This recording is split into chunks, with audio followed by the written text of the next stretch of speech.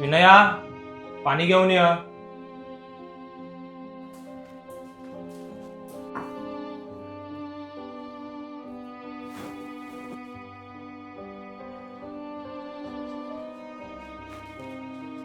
तुला पुरुषांचं किती चांगलं आहे ना.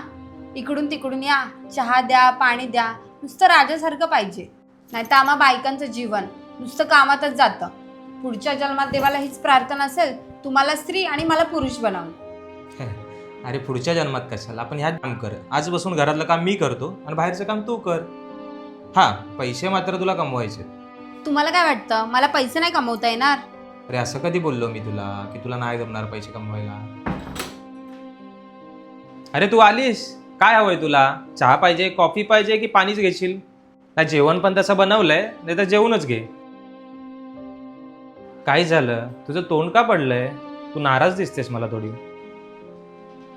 कळलं, पुरुष आपलं संपूर्ण आयुष्य नोकरासारखं काम करतो फक्त पैसे कमवण्यासाठी. ना तो कधी रडतो, ना कधी कोणापाशी बोलतो. पैसे कमवणं एवढं सोपं नाहीये, ना ते स्त्रीसाठी ना ते पुरुषांसाठी.